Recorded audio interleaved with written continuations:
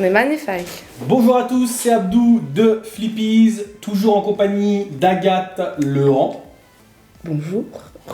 On se revoit pour la troisième vidéo. Ouais, pour la troisième et dernière vidéo. Dans cette vidéo, elle va nous parler de 4 cartes, ce sont les dernières. On va en parler, on va débattre, on va discuter. Et si ça t'intéresse de prendre part au débat, tu laisses un commentaire et on te répondra, Agathe et moi, dans ton commentaire. Ok? Agathe, quelle est la prochaine carte que tu as prise? Objectif. Objectif, oui. L'élève est-il au courant de l'objectif de chaque leçon? Pour moi, c'est primordial de commencer le cours en lui annonçant ce qu'il va apprendre pendant toute l'heure. Ouais. Et qu'on réussisse cet objectif aussi, enfin même si des fois on parlera après du rythme, Ouais. mais des fois le rythme du cours n'est pas celui qu'on avait pensé, mais c'est pas grave, il faut s'adapter en fonction des besoins, de tout. D'accord. Mais comment tu les mets au courant de l'objectif du jour? Tu l'écris, tu leur transmets? Je leur dis. Alors premièrement déjà ils ont plus ou moins, j'aime bien leur envoyer une programmation, tu vois. D'accord. Ça aide l'apprenant à lui avoir des objectifs, quoi. Enfin, genre, à se motiver aussi, parce que je trouve que savoir où tu vas, ça te motive aussi. D'accord. Et donc premièrement je prévois, je fais une petite programmation à l'élève et tout, que je lui envoie et qui lui dit pendant ces 3 mois là tu vas apprendre ça, on va faire ça pendant chaque cours. D'accord. Et quand on commence un cours, je lui dis l'objectif d'aujourd'hui c'est ça, tel thème ou tel savoir faire ça à la fin du cours. Okay. Quand on termine le cours, on dit voilà. Tu as atteint tes objectifs. Tu as atteint tes objectifs. D'accord. Et du coup, toi, les objectifs, tu les donnes par unité ou tu donnes directement, quand tu as ton élève de cours particulier, tous les objectifs, tu vois, de l'unité 1 à l'unité 6, par exemple. Je sais pas moi, ou du module 1 au module 6. J'explique. En gros, l'unité 1, on va pas perdre trop de temps à raconter pendant 3 heures ce qu'on va faire dans l'unité 1. Ouais. J'explique quel est l'objectif de l'unité 1. Ouais. Je sais pas. Se présenter. Se présenter. Voilà, c'est ça. Les points grammaticaux, et voilà, points grammaticaux, le vocabulaire, tout ça. Et après, tu expliques au début du cours ce qu'on va faire aujourd'hui. Ok. Tu réexpliques à chaque fois. Ok, ça marche. Et je pense que. Il est content, il sait ce qu'il va faire, il est content de voir à la fin du cours qu'il a accompli son objectif. Dis-moi, mens pas, ça t'arrive des fois d'avoir des élèves qui n'atteignent pas leurs objectifs à la fin du cours? Ouais, et moi aussi, des fois je n'atteins pas mon objectif parce que c'est un objectif. C'est un objectif commun. Exactement. Et justement, on va parler de la question rythme. Ah d'accord, donc avant de passer c'est lié. C'est lié un peu. Mais avant de passer au rythme, gardez ça bien à l'esprit. Ce qu'elle dit, c'est hyper important. Les objectifs doivent être notés et connus de chaque élève avant de commencer les cours. Ils peuvent être atteints, ils peuvent ne pas être atteints. S'ils ne sont pas atteints, c'est toujours bien aussi de donner une petite explication. Ah, on n'a pas fait ça parce que tac, bref, on va en parler dans le rythme. Ok? Si vous avez d'autres manières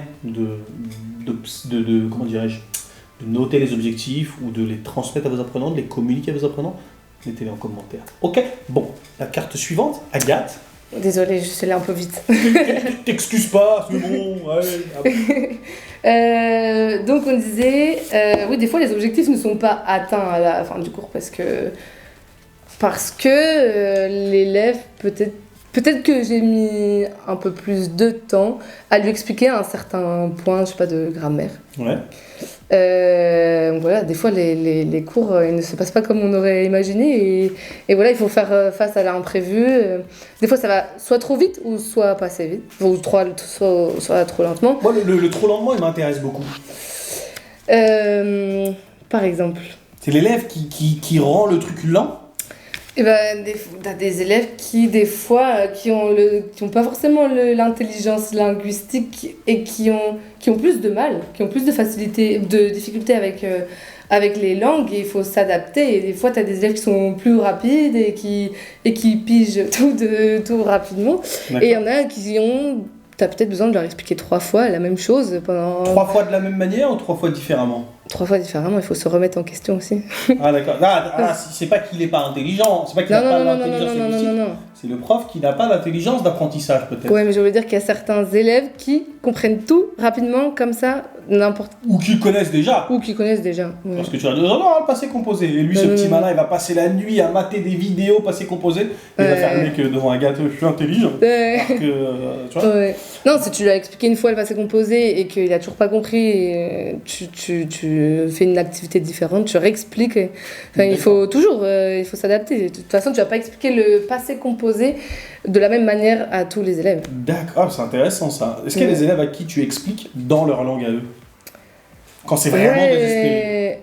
Ouais. C'est là où j'aime bien faire une comparaison entre les deux langues. Tu coges el auxiliar, être, avoir. Ouais, des fois ça arrive, c'est vraiment, il comprend rien. Bah, des fois ça aide. Parce que tu sais, pour comprendre une règle de grammaire que tu expliques en français, il faut comprendre le français. Exactement. C'est pour ça que surtout au niveau débutant, intermédiaire, ouais, j'utilise des fois l'espagnol. Ça aide, l'élève il est perdu, tu expliques pendant 1 heure en français. Non, je veux donner un cours 100% français, mais l'élève il comprend rien au bout d'un moment, bah, si ça l'aide, ouais. D'accord, non, je comprends. Après, moi, le rythme, tu vois, moi j'aime bien par exemple donner un cours, faire une activité. Par exemple, il y a des activités qui marchent plus que d'autres, il y a des activités qui décoincent plus les élèves que d'autres. Est-ce que toi, ça t'est déjà arrivé de faire une activité banale, par exemple? Je sais pas, moi, tu discutes avec ton élève en français, et là, tu vois qu'il y a un truc qui se crée. Il commence à se débloquer, il commence à parler, à prendre confiance, tatata. Et toi, tu sais que tu as un autre objectif à faire juste après, mais ça se passe trop bien. T'as pas envie d'arrêter la dynamique. Ouais. Est-ce que ça t'arrive de continuer un truc qui devait durer 10 minutes pendant 30 minutes en fait, quitte à oublier l'autre objectif en fait? Ah non, mais je ne coupe pas dans son élan. Justement, c'est pas grave. C'est pas grave, mon objectif, ce que j'avais prévu, bah, je le ferai peut-être une prochaine fois.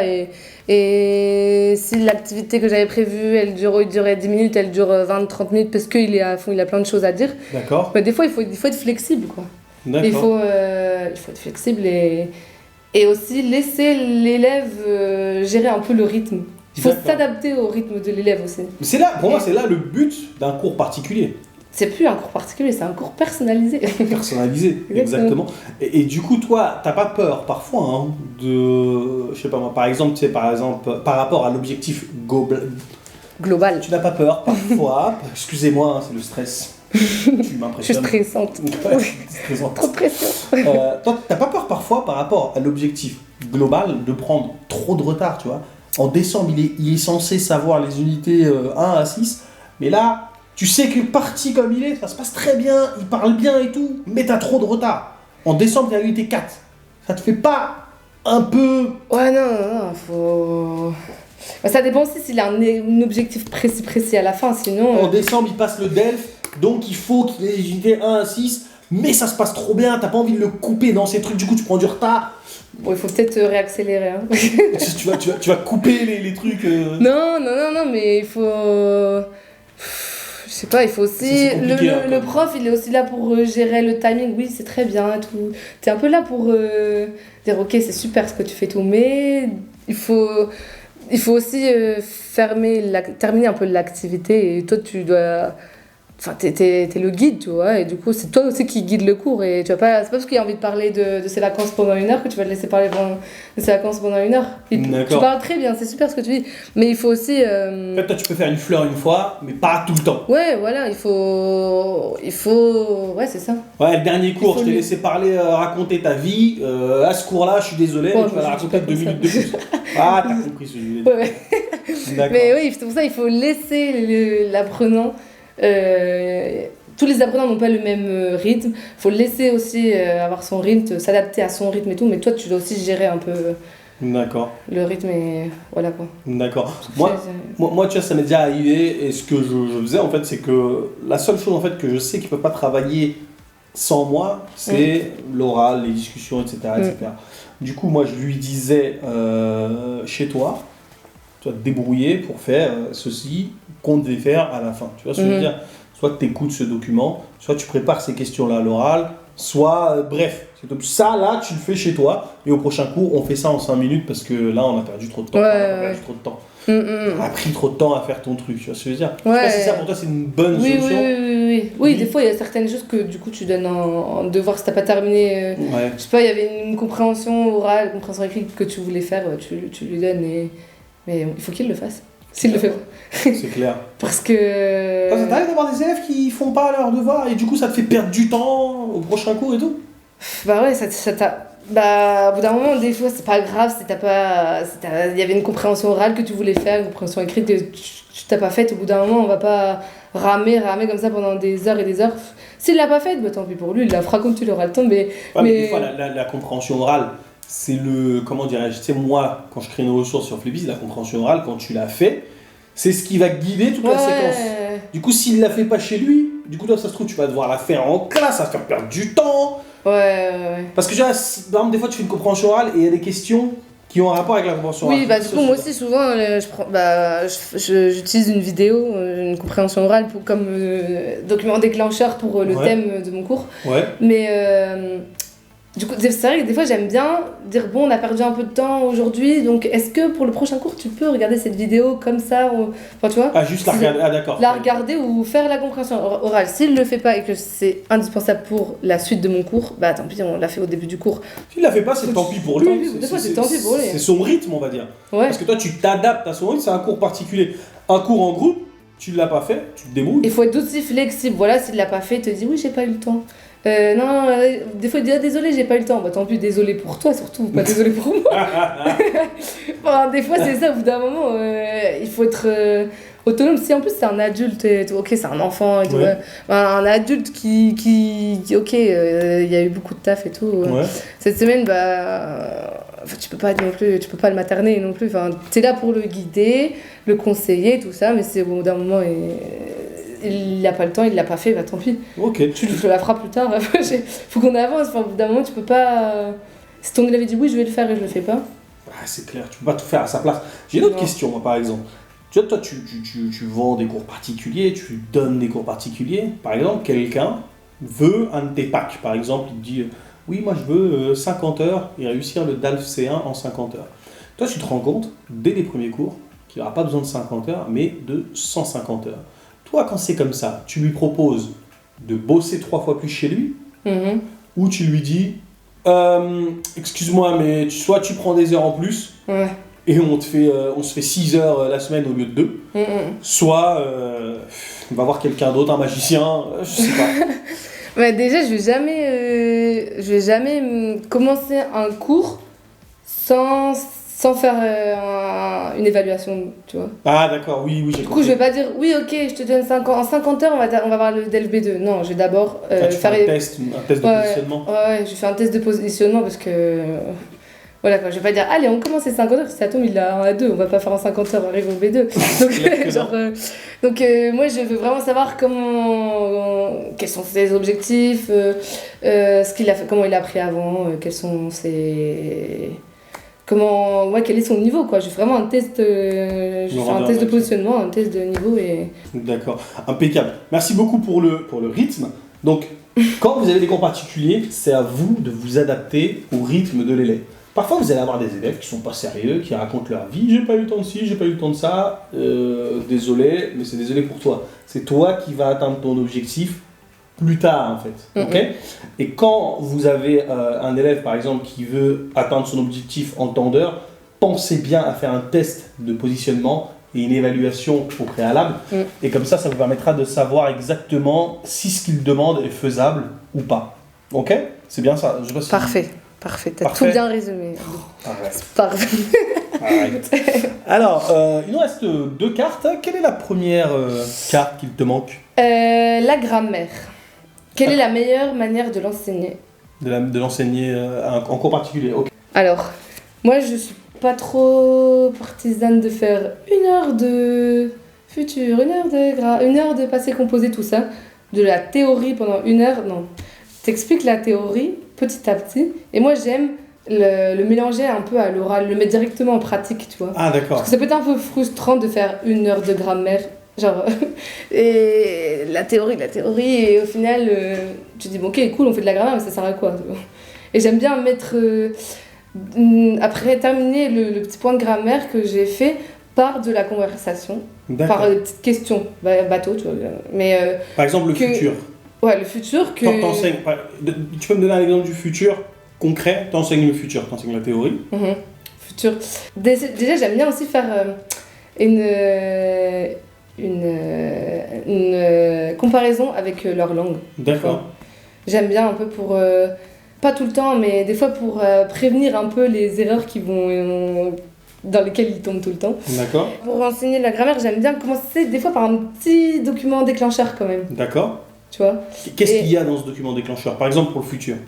Petite vidéo courte, tu vois, Ouais. qui comprennent qu'on n'est pas en train de parler du présent, du passé, donc c'est du futur, voilà. D'accord. Mais rapide, tu vois, je vais pas leur montrer, je vais leur montrer une vidéo de 2 minutes alors qu'ils connaissent pas le futur. Petit échauffement, quoi. Ouais, petit échauffement.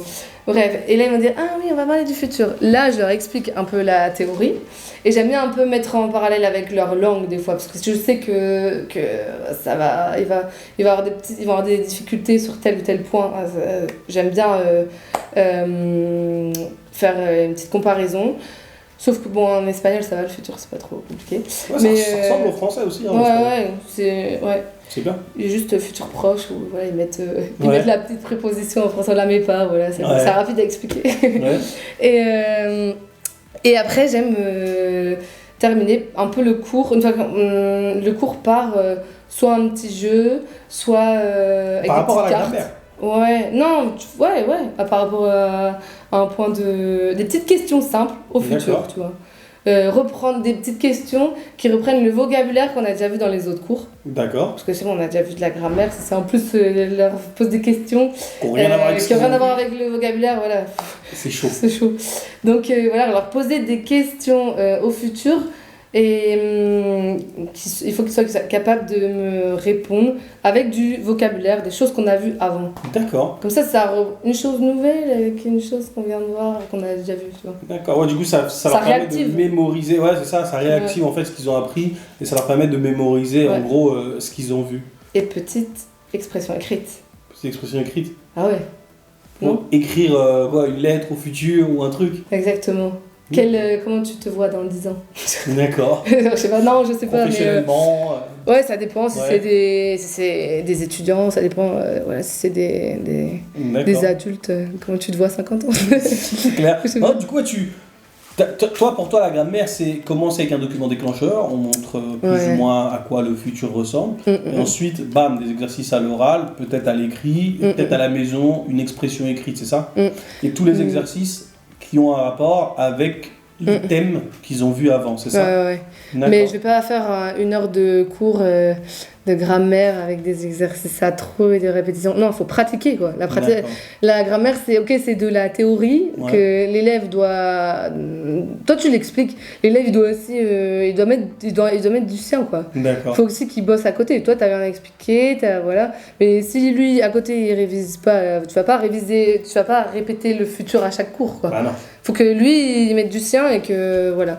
Donc toi, tu expliques, tu y pratiques avec toi et après, tu lui donnes une activité à faire chez lui, mais il faut aussi qu'il révise, quoi. Tu vas pas passer composé futur et tout, tu vas pas le mémoriser comme ça, c'est pas possible. Non, c'est clair. Non, tu peux pas réviser pour lui. Et aussi un petit jeu de grammaire.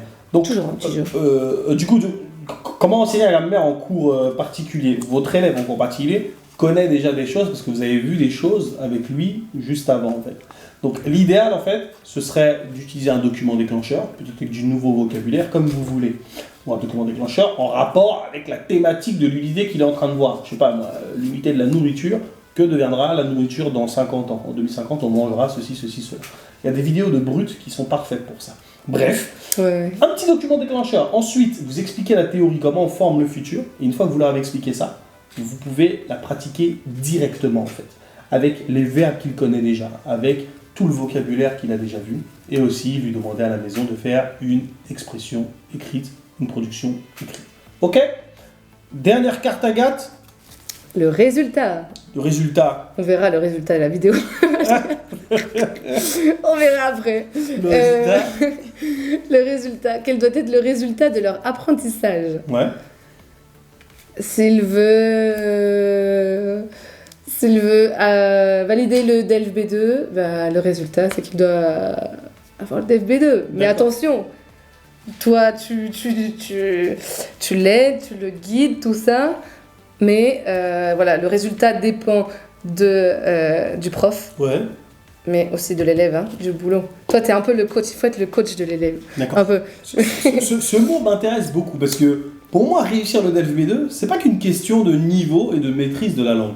Non. C'est aussi une question de gestion de stress et de confiance en soi. Je sais pas si toi, en tant que coach, prof de français, t'as déjà eu affaire à des cas comme ça. Des gens parfaitement bien dans ta classe, mais arrivé à l'examen, ils se bloquent et ils loupent l'examen, tu comprends pas pourquoi. Ouais. T'en as, ils ont un niveau parfait, B2 en plus, et ils arrivent et le stress, quoi, à l'oral et tout. Ça leur fait louper l'examen. Enfin, je sais pas si ça t'est moi, déjà j'ai jamais arrivé. Personne n'a raté le B2, désolé. Mais... Toi, t'es une bonne coach. Parce que j'ai une bonne coach, mais.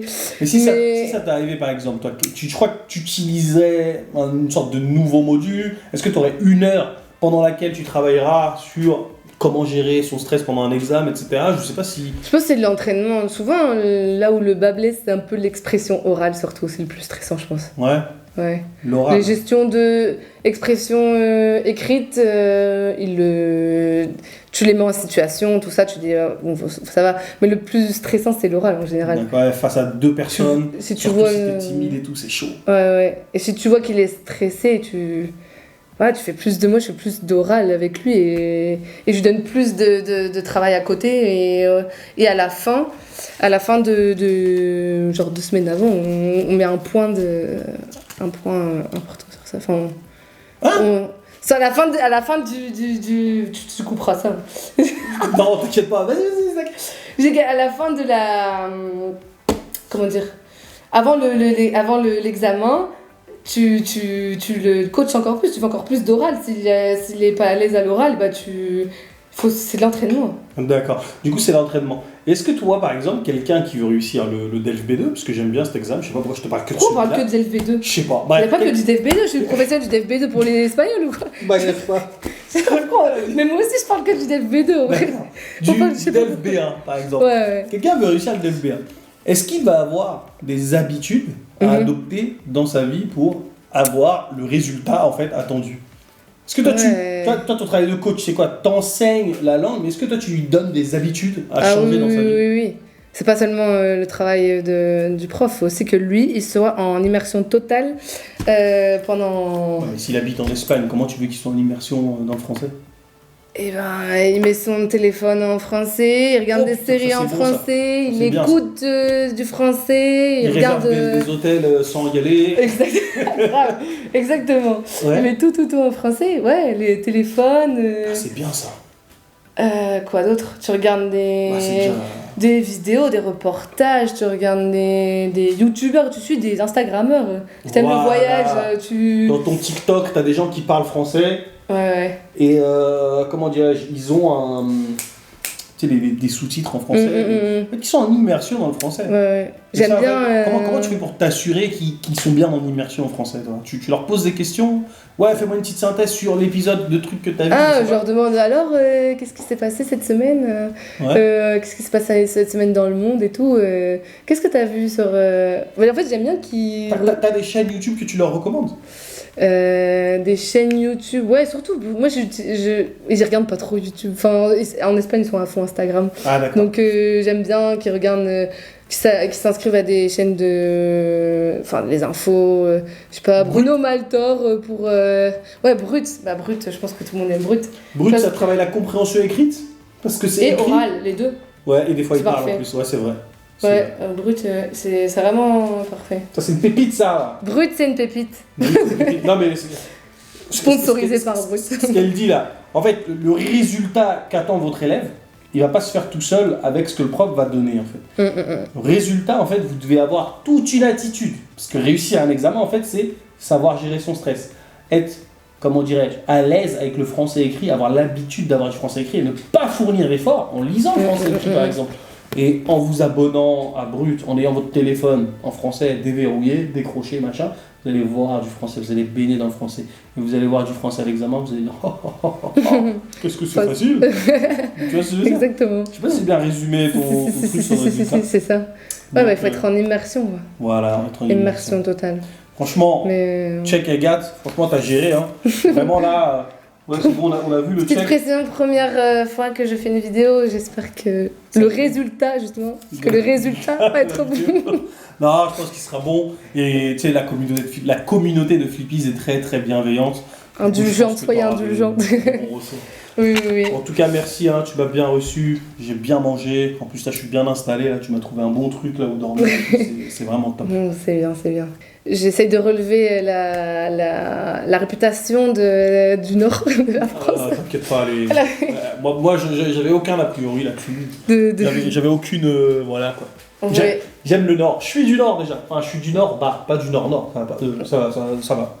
J'ai rien dit. Non, mais c'était un plaisir de faire cette petite vidéo, de te recevoir. Abdou, c'était vraiment sympa. Ok. C'était une bonne expérience. Qu'est-ce qu'on peut te souhaiter pour la suite? Tu sais pas?